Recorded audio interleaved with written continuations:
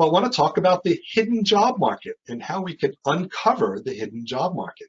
I read an article, it's surprising that it's, almost 7 years ago, but I read a few others along the way. This one was from Forbes that says up to 70% of open jobs are not posted. So those are the hidden job markets. So we're going to talk about how we can maybe crack through that and become a bit more efficient and effective. There we go.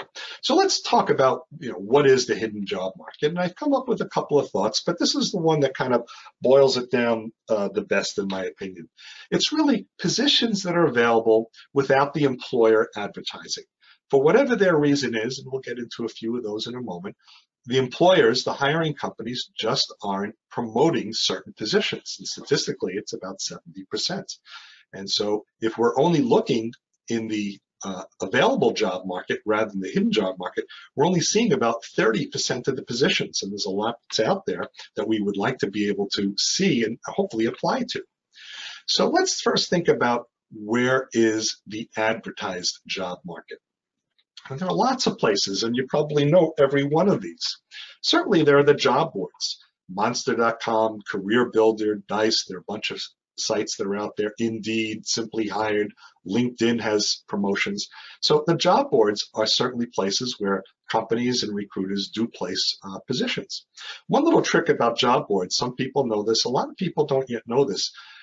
Job boards, when they're used by hiring people and HR and recruiters, they put in keywords. They're not looking for you particularly, but they're looking for someone like you, and they might put in something like project manager, technology, pharmaceutical, keywords that are important for them, and they're looking to get a whole list of people.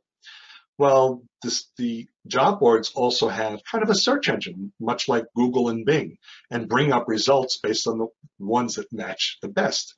And what we've learned, and what I've read about online, is there are a number of job boards, and what they do is relevancy to time frame. Fairly new postings are the ones that are also considered coming up higher than older ones. So if you posted on the job boards quite a long time ago, your resume or your profile, to the job boards that they're getting a little stale. So I recommend this. This is what I used to do, and I found it helpful. I always kept 2 copies of my resume handy. And let's say I called it David Schuckman Resume 1 and David Schuckman Resume 2. The 1 was the odd number and the 2 was the even number. And then each Sunday morning, I would upload the resume. Now, between the 2 files, they were exactly the same. Now, if I ever updated one and wanted to put new keywords, I always updated both. So they were identical copies. So coming up this Sunday, for instance, is going to be April 12th.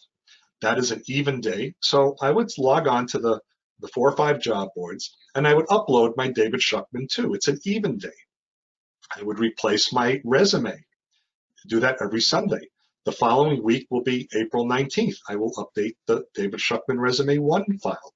So every week I put a brand new resume, and now the job boards see you as having a very current resume. You may be more relevant to the search. The other thing I used to do was I used to update the format of my phone number.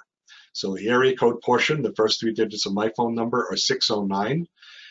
So I would start 609-607. Then the next week I would switch to 609.607. So not changing my phone number, just changing the format.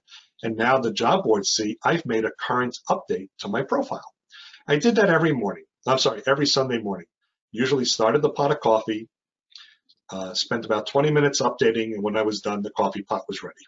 So I encourage you on job boards, certainly keep your profile and your resume as current as possible.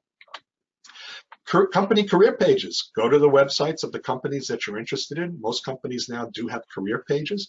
It is certainly a place where companies advertise, and it's very much the advertised job market. You may argue, are all those positions current? Are they trying to post positions and not looking to fill? Maybe, but this is the advertised job market. They tend to not waste a lot of our time, but that's where they post positions. Classified ads, of course, the newspapers. A lot of newspapers have switched to enhancing by having online as well. I certainly remember the days when the New York Times Sunday classified section was the biggest section in the paper. So the classified ads is a traditional place of the advertised job market. Job fairs. Job fairs, for a lot of us, we think job fairs are not a very practical place to keep active and busy and searching. And I don't think so. I think job fairs are actually a very strong place. But I used to go with the mindset, I'm not going to get a job. I'm not looking to interview there, but I'm looking to meet the HR people that show up at the job fair. They may not have the job that I'm interested in right now, but if I've met a few HR people and have their business cards, weeks or months later, when positions are available relevant to me, I now have a contact at that company. I can call them directly instead of just applying through the applicant tracking system blindly. So use job fairs, but it's another place of the traditional places where jobs are advertised. Recruiters. There are internal recruiters, there are external recruiters, there are headhunters, sometimes we use the term, but these are people that do promote jobs for the benefit of the hiring company. Trade and professional associations, also a great place to find jobs, certainly within your industry. A lot of the trade and professional associations also have links and pages on their website to advertise positions for their member companies. And also social media sites. More and more companies are using Twitter. They're certainly using LinkedIn, Facebook. Facebook, they have company pages. LinkedIn, they have company pages. The reason why they're advertising on the social media sites is because they know the social media sites are extremely popular with the masses. Facebook has over 2 billion users. And so they're trying to go and promote where they know people show up. So these are the traditional advertised job market. And let's think about how hiring managers like to hire, because when you begin to understand this a little bit, you'll see why maybe some positions are hidden. Now, I was a hiring manager for half my professional career in IT, and whenever I had an opening, it was always important to me to fill it, but I never enjoyed the hiring process. I always thought of it as a bit of an inconvenience or imposition, but I knew I had to do it. So when I had an open position, the first thing I like to do, and I think a lot of hiring managers feel this way, is I would reach out to people that I know already and ask them if they may be interested in a position. I've had coworkers in my career who may want to find out if they're interested in a move. And that just is so easy. Reach out to the handful of people that I know may be qualified. And so that's really the way hiring managers would like to operate, make this an easy process. Now, when I didn't know, when I knew people that didn't, and they wound up not wanting to interview or work with me again, I asked them, who do you know? And so that was the next easiest place, because everybody that I talked to had their own network of professionals and friends, and I would use those referrals. I found that very powerful. The last place I wanted to do was go out to market and hire strangers, because now I would have to read dozens or hundreds of resumes. With one company, the last company I actually worked for, I was hiring someone.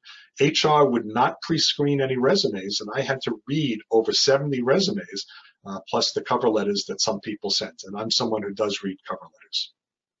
That follows up our program last week from Gary about letters. So hiring managers would prefer to work within their own network, and the last place they want to go is outside the network and be a bit more public. So why then are jobs hidden? Well, one is just what we talked with. Hiring managers are really looking for, well, first they're looking in their own network, but also they may be waiting for final approval. I always found this a funny process in corporate America. I might have a team of 6 or 7 people. Someone left the team, whatever the reason was. That position was already in the budget. It's been pre-approved, but now I have to ask permission again. Can I refill this position? So sometimes the hiring manager knows that there's a position, but can't promote or discuss it because it's not officially available from the internal organization to fill that position. So it's kind of hidden right now. The hiring manager knows, but it's hidden. The hiring manager is looking at his network, much like the slide before. Hiring manager is trying to find out, can they more easily fill the position with people already known? And so that's a very common practice. The recruiter is waiting on the company's okay. There were times when I knew I was going to hire someone. I had to wait for final approval. I had a job description. I sent it off to the recruiter, but I let the recruiter know, don't send me resumes. It's not official yet, but I know in another few days or week, I'll be able to hire. And I did that because I wanted the recruiter to start doing their work, that by the time I told the recruiter, I'm ready to start interviewing, they already had a stack of resumes. So sometimes the recruiters are sitting on positions. HR is looking internally. If the organization is big enough, they may look for people within the organization that they can move from department to department, or they can look for somebody to promote. And so the position is available, but not advertised just yet. Of course, ultimately, if they hire someone through an internal transfer, at some point they're going to hire somebody in some position. Hopefully it's a position that you'll be looking for. Okay. And there may be an upcoming retirement. You think about it, any of the times you've left the company, you've probably given a 2-week notice. But typically something like a retirement or another life event may have plenty of lead time. And so what could happen is someone will say, well, I know it's April, I'm going to retire by the end of the year. And so it's not known publicly until they're ready to start interviewing for the position, maybe later in the year. But the hiring manager, a few people internally may know about it. HR has other priorities right now. And when I give this program live, I like to ask, what else do you think that HR has to do besides hire people? And always the first answer is hands go up, they fire people. No, that's not a priority for HR typically. But they may be doing things like performance appraisals if it's near the end of the year. Goal setting often is a process done early or middle of the year. They may be looking at buying new benefits, looking for more cost-effective benefits for the company. So HR does have a lot of other work that they do. Are those jobs really hidden? I don't know that you got to be quite like this guy, but not all those jobs are necessarily hidden, and we're going to go over some tips and tricks, hopefully, to make this a more efficient and effective process for you. The one thing you want to do is you want to get to know more people. The more people you get to know in a company, the more you get to find out some of those hidden jobs. If the hiring manager is waiting for approval, if they're looking for internally, the position's available, is there an upcoming retirement? Another life event might be upcoming a birth, a woman who's pregnant and will be leaving in a few months. So you need to know more people. And I'm going to show you there could be dozens of people that you could know. It doesn't mean you have to know all of them, but there are lots of people that you could know beyond just the hiring manager. And so I'm going to list out a few of them, and we'll start counting them up, and you'll be probably impressed and surprised by just how many there possibly could be. Well, first of all, there's the hiring manager. If the hiring manager doesn't know that the hiring manager has an opening, not a good hiring manager. So the hiring manager always knows that there's an opening in the department. So maybe you could find more people in companies of interest that are hiring managers and get to know them a little bit. And in any department, there's typically one hiring manager. But just like the process I went through when I had an opening, I usually had to get permission. I usually had to get the final approval. So I usually went up the chain and I would talk to my boss. Most departments have one boss. It could be a department manager. Could certainly be in a smaller company, the owner, I guess. So now not that there are two department managers, but there's one department manager. There are now two people. So if you get to know a few more managers in a company, you may begin to know more about the availability of openings that are not quite posted. Now, in larger companies, you may even go up the chain, or the department manager, it's not one department manager, it's more of a group of people. There might be leadership. There could be 3, 4, 5, there could be lots of people in company leadership. Now, typically, these people don't know a lot of details about the jobs that may be open within their division or in their company, but they're going to know that there are openings. And the same with the department manager. The higher up the chain you go, they may have less details. They may say, yes, I know there's a position in accounting, but they may not know a lot more about that. But that's fine, because now you can talk with them and get a little bit more direction as to who they may be able to speak with. So depending on the size of leadership, there are now 8 people that you should put on your radar. Let's increase this a little bit. Then the HR director, now that you have permission to hire, or the hiring manager does, the hiring manager typically goes to the HR department and says, we've got an opening. And the HR director hopefully starts that process. Now, in a small company, the HR director may also be the person that's doing the actual recruiting. But in a medium or larger company, there's also a generalist, the people that work in HR and do a bit more of the day-to-day work while the directors are typically running and supervising the department. And so there could be multiple generalists, but typically any one job is assigned to just one person. So now there are 10 people in the company that know about this one desk that used to have somebody sitting in it. Get to know some more people. Now, typically, there are coworkers. Depending on the size of the department, there might be one coworker, 5, there could be more. So I put 5 as kind of a middle number. I thought that was kind of the average size of the teams I worked with over the years. Coworkers certainly know that the person that used to sit in the corner office isn't there anymore. So if you get to know people within the departments of a company that you're interested in, you may find out about positions as well. And think about the way that you have always worked. You very typically didn't work in a very isolated fashion. You might have worked with other departments or for other departments. People handed you work, you did the work, and then you sent it off to someone. So they're kind of like dependents that are there as well. Other departments, people in other departments that either fed you work or required or was waiting on the work that you were doing.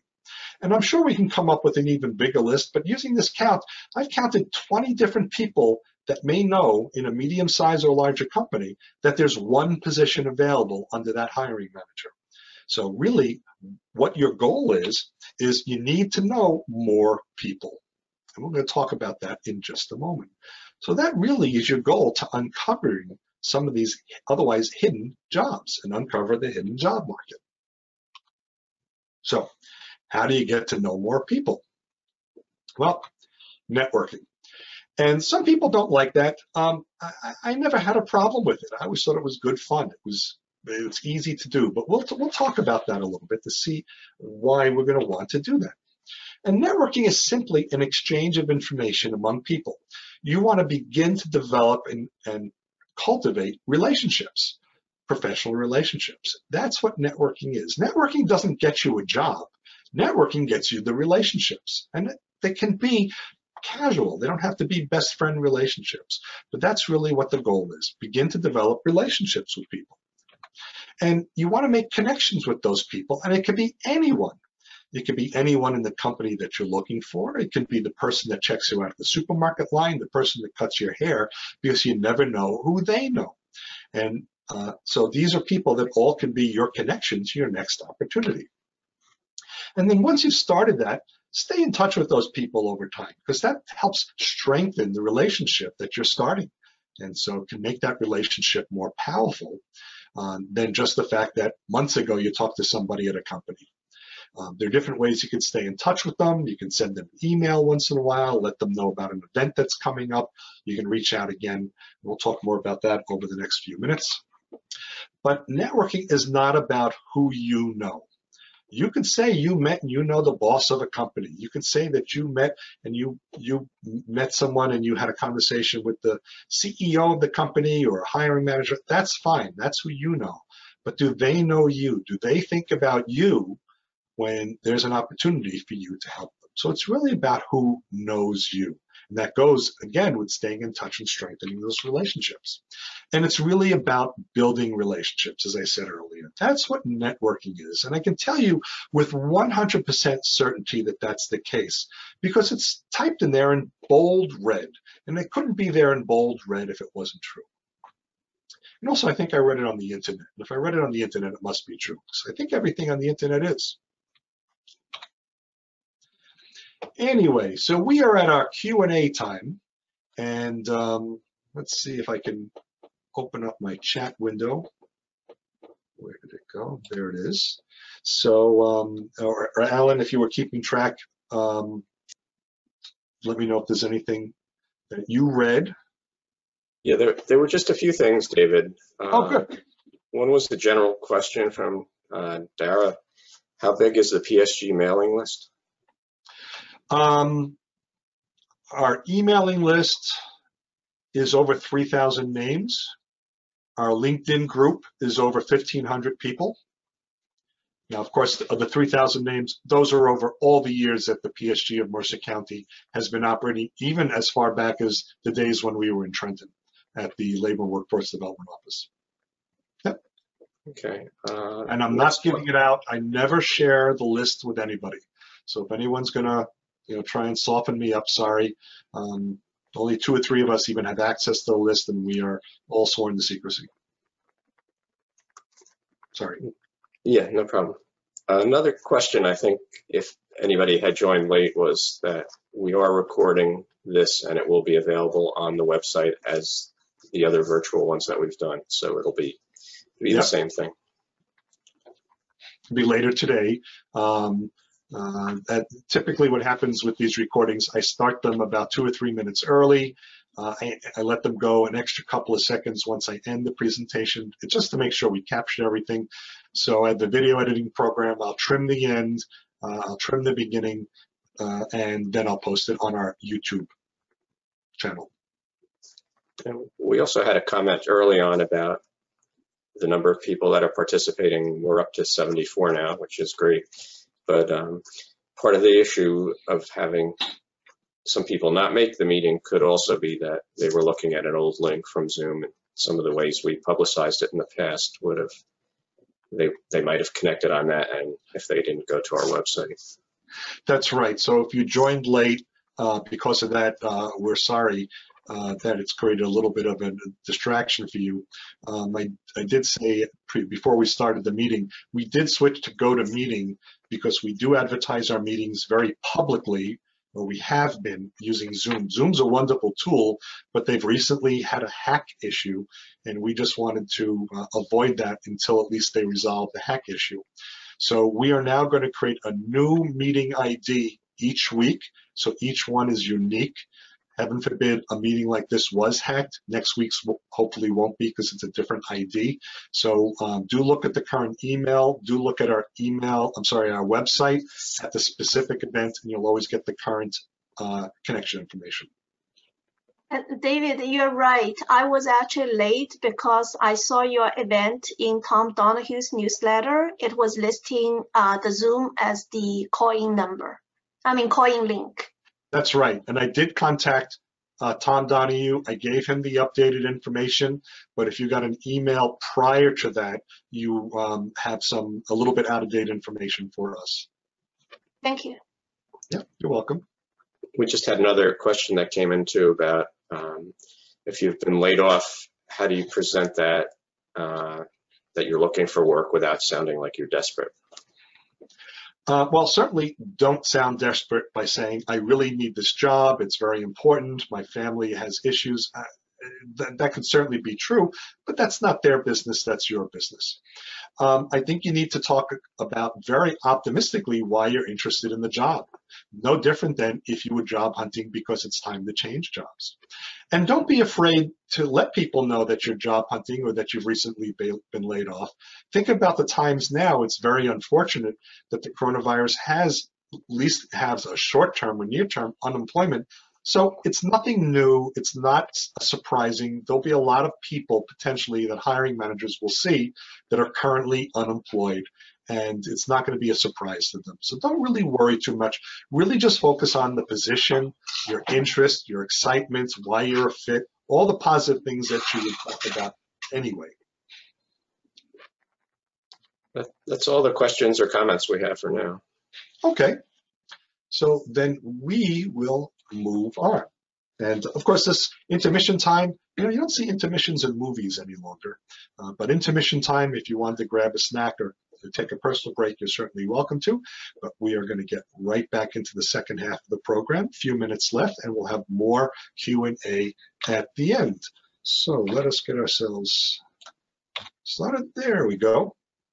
I just kind of like the movie analogy when it came to intermissions. So we talked about a little bit of the importance of networking to find a job. It is something that can uncover the hidden job market. Let's go into that in a little more detail, and we'll talk about different ways. We'll talk about informational interviews and different ways to get a little bit of attention and build up those relationships. So I want to thank Mark Beal. I got some great statistics from him that I get to share. Mark Beal found a University of Michigan statistic. Your odds of getting a job through a job site application is 1 in 250.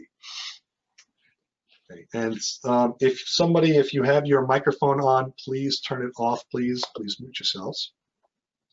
So just otherwise I'll shake my finger at you. Now, this is really poor odds. I mean, you would not go to Atlantic City or Las Vegas with these kind of odds, sit at a blackjack table knowing there's a 1 in 250 chance.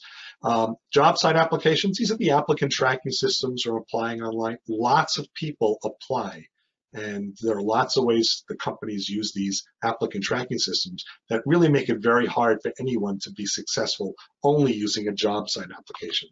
This one I thought was extremely powerful. Employee referrals make up 7% of applicants, but 40% of hires. Excuse me. So that means that very few people are taking advantage of reaching out to people who are already in a company to ask for a reference. But companies like those references. Remember how the hiring manager likes to hire. Number 2 was getting references from people that they know. 40% of hires come from referrals. So you want to get to meet more people within the company. This is a powerful statistic.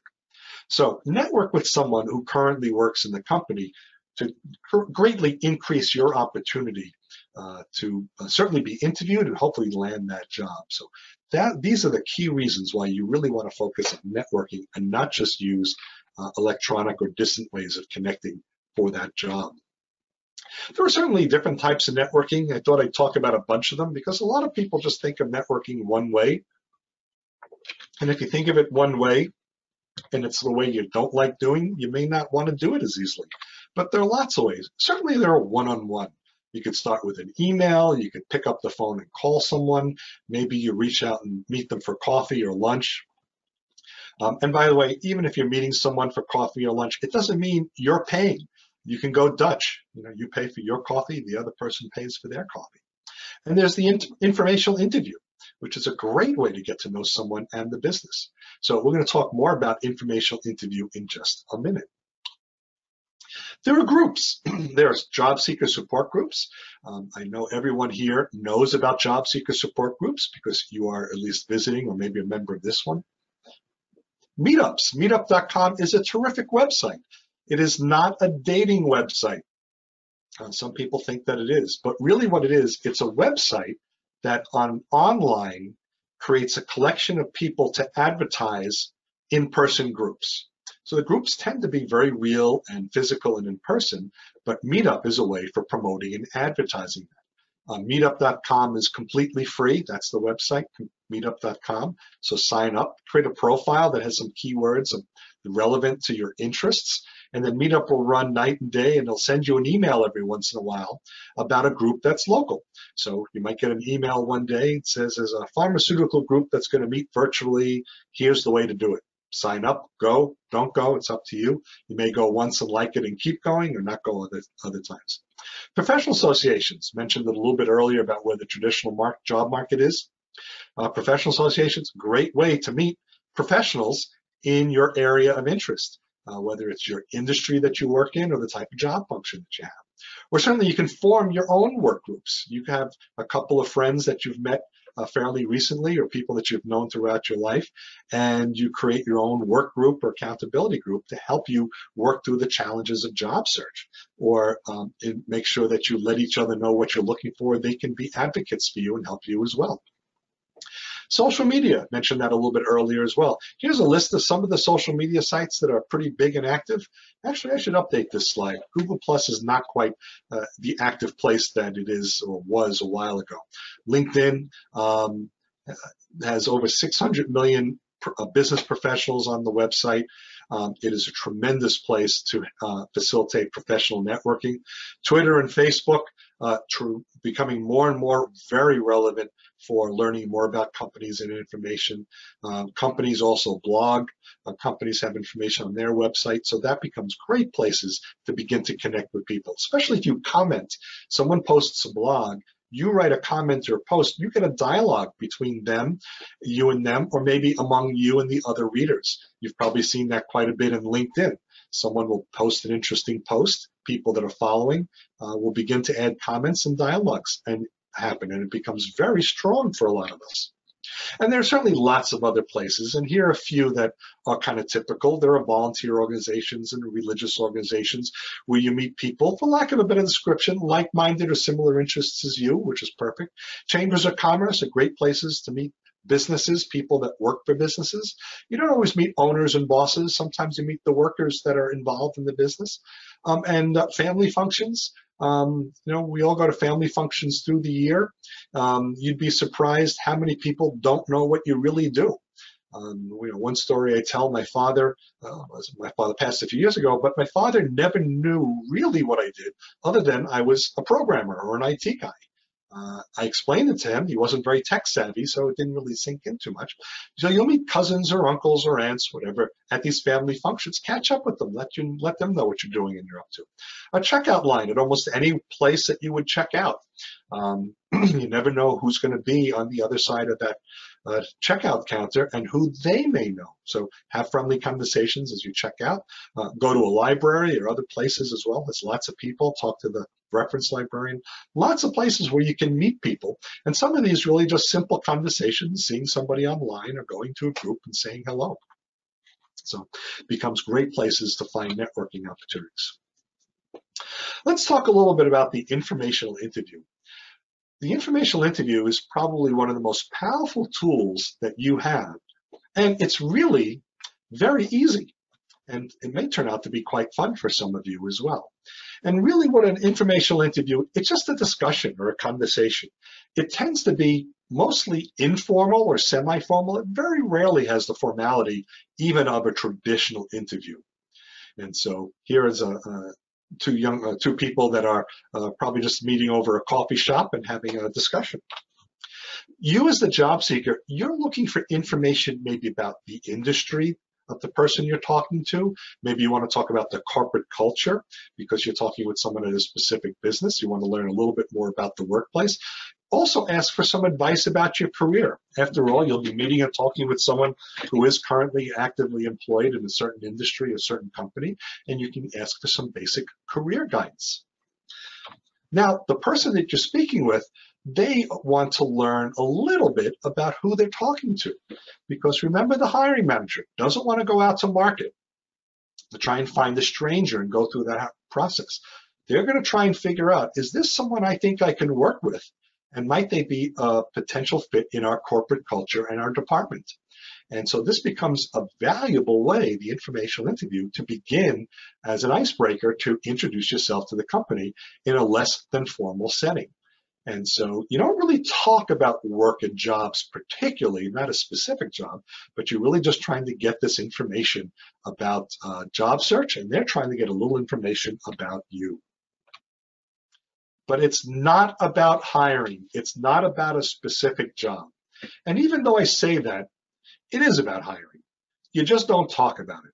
And I can remember a number of times when I've reached out to people to talk about, hey, may I have a few minutes of your time?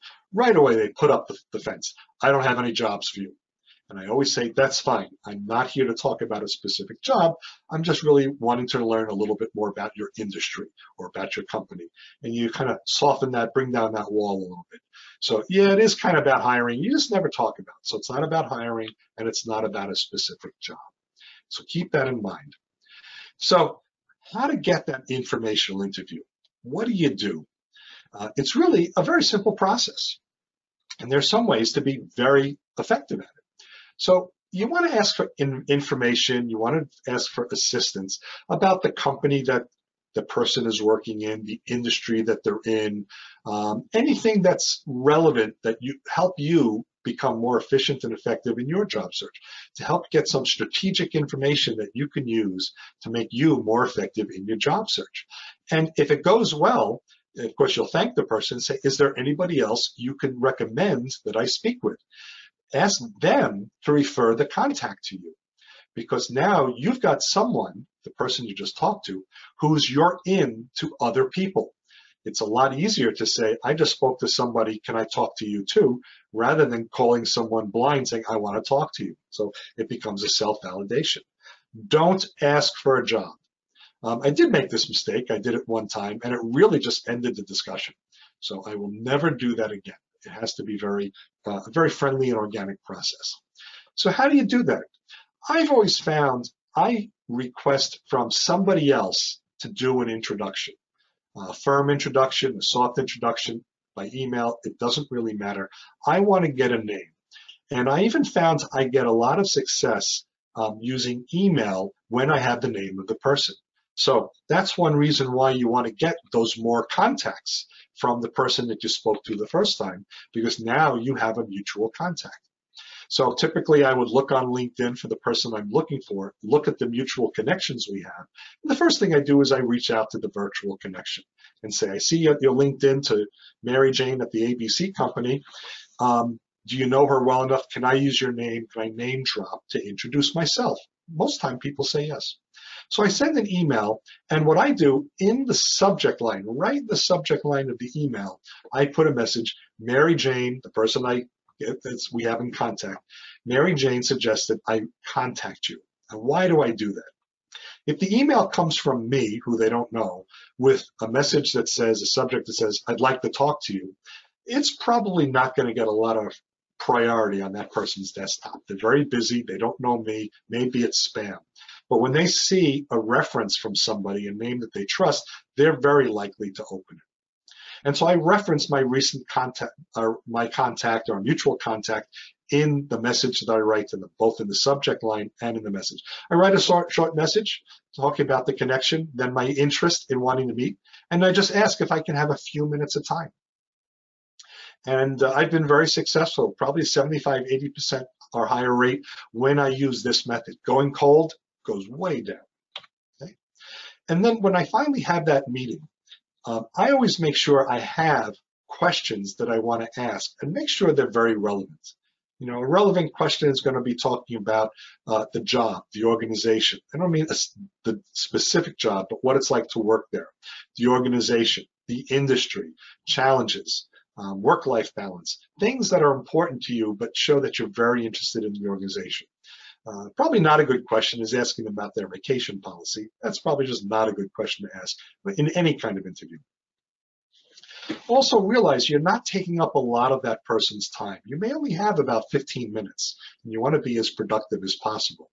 And if you can do it by phone or remotely, I would say keep a clock nearby, honor that time that you agreed to.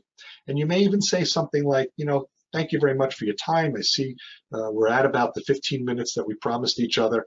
I don't want to take too much of your time. Now, if they turn around and say, I've got more time, great, take advantage, keep the conversation going.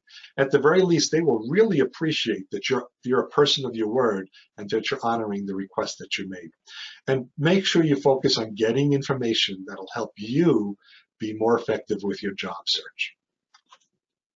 Okay. So as we sum up, hidden jobs are filled without the employer ever posting it. And there could be lots of reasons. Talked about that earlier. Up to 70% of open jobs, jobs that maybe you could fill, are not posted. If you're only looking through the traditional ways, you're not seeing those positions. So hiring managers prefer to hire people they know or people who they get introduced to.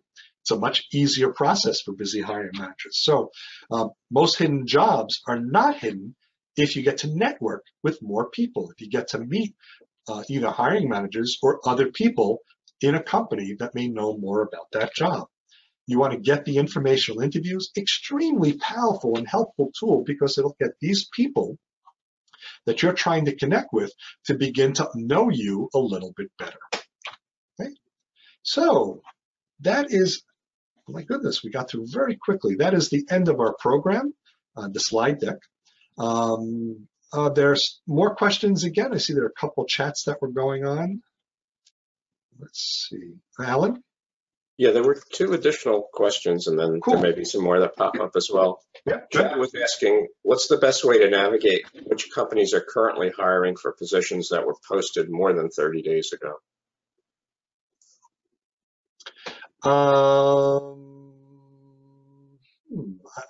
I'm not really understanding the 30 days in the context of the question.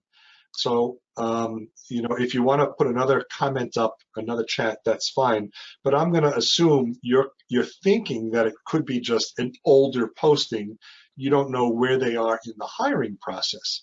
So, in one sense, I don't think there's really a difference, especially when you go down the path of trying to get introduced to people in the company. If you've got a connection in the company, you can talk with them, because there are lots of reasons why companies are posted, excuse me, for more than 30 days. They could be very busy. They've gotten 250 of those resumes. They haven't gotten through them yet. They've gotten through some and they're not seeing the right candidate. So I would say it's certainly very valid to keep pursuing the older job postings. But always what is the benefit is trying to reach out to somebody at the company that you can talk with more directly. If you apply online to an applicant tracking system, and that's your main way of applying to a job that's more than 30 days old, you're probably never going to get seen. Your resume is never going to get seen by a person, even if it's an exact match, because they're probably going to pull the first 5 or 10 out and then look at those. And if they need a few more, they'll meet a few more. You really need to speak to somebody in the company. Okay. Yeah, I guess he was just looking at, in light of the coronavirus, are some of these jobs now on hold, disappear? Do they have hiring freezes on that kind of deal? So. Oh, I see. Yeah, you're right, Alan. And it's certainly possible that companies are putting hiring freezes or delaying the onboard process, especially if it's a type of job that just won't be able to meet in the office. So there's one comment, jobs posted 30 days ago, are they stale? Maybe not. And certainly in today's environment, they may not be. If it's relevant, if you really think you're a good fit, I would say treat the job as fresh, not stale. And even if it is stale, if you've just made that connection with someone in the organization, you might be first in line for the next time they open a position. Okay. The other question came from Vance. How can someone adapt these concepts given the current stay-at-home rules? Well, certainly from the perspective of informational interviews, you can do that through a phone call. Most of my informational interviews have been phone conversations. So it didn't matter that the job market was hot or slowed down or you're staying at home. Certainly, if you're going to use video chatting to get a little bit closer to people, I'd certainly say dress for the part. I don't think you have to wear a suit, but certainly be at least business casual within camera view. But I would say coronavirus doesn't really slow this process down. The only thing that could happen, unfortunately, is you may now be reaching out to people who themselves, unfortunately, have lost their job. But I would use that as an opportunity to still ask them for advice and guidance, even if they are no longer in the company. Okay, just had 2 more questions that came up also. Oh, cool. You're interested in changing industries and you have all the qualifications listed except the years of experience listed in the new industry. In the new industry, how do you handle when applying online? So when you're applying online, that's something that's very difficult to overcome, because they may be using an applicant tracking system that has a set of rules that HR put in that said we want a certain amount of years of experience in the industry, a certain amount of years of experience in the role, and other qualifications. And the computer is not going to be flexible. The computer is going to follow its rules. So that becomes the challenge. But if you're someone that's very good in your role from a different industry or complementary industry, you want to be able to explain that to somebody. I'll give you an example. Pharmaceutical tends to hire mostly pharmaceutical people. And a lot of what they talk about is it's a very heavily regulated industry. So we prefer pharmaceutical people.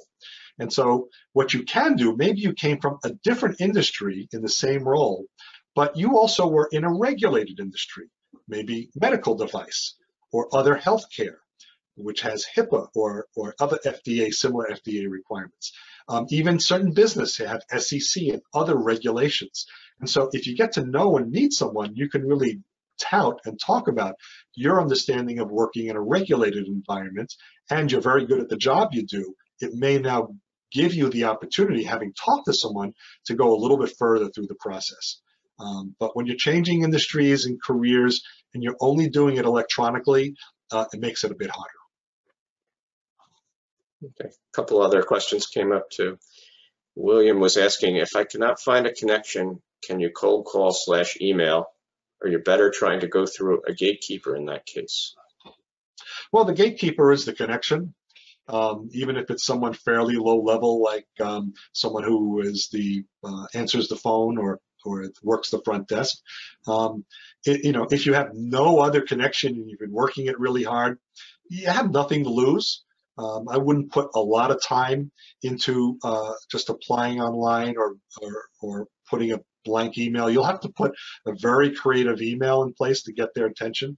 Always working with somebody that you can meet or talk to, anywhere from the hiring manager to someone that sits at the front desk would be much more helpful. Okay. Somebody asked, is it possible to get a copy of this presentation? So we do have it. We'll be having it posted online. Both the presentation, the actual presentation, and I guess they're asking about your PowerPoint, I think also. Sure. Well, actually, the PowerPoint is now online. So we have our website, psgofmercercounty.org. psgofmercercounty.org. It's been our website forever. And on the right side of every web page, there's a sidebar. And right near the top that's in the sidebar is a link called Meeting Presentation Documents. Meeting Presentation Documents.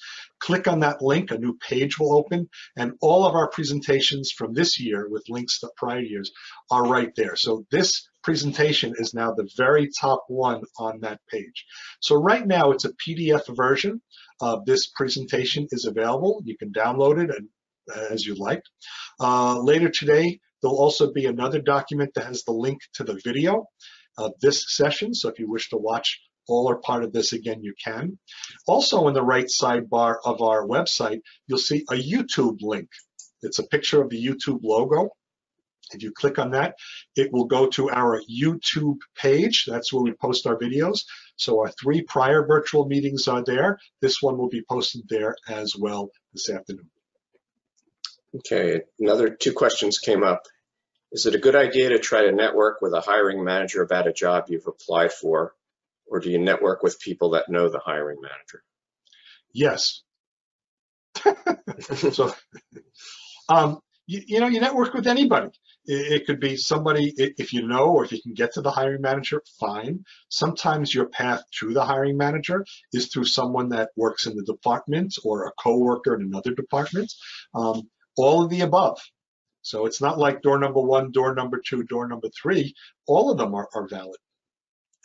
I think what the person is wondering is, does it jeopardize your opportunity if you try to connect with a person on LinkedIn where you've applied for the job? Like, what's the best timing as far as when do you connect with that hiring manager? Is there any risk of doing it early on?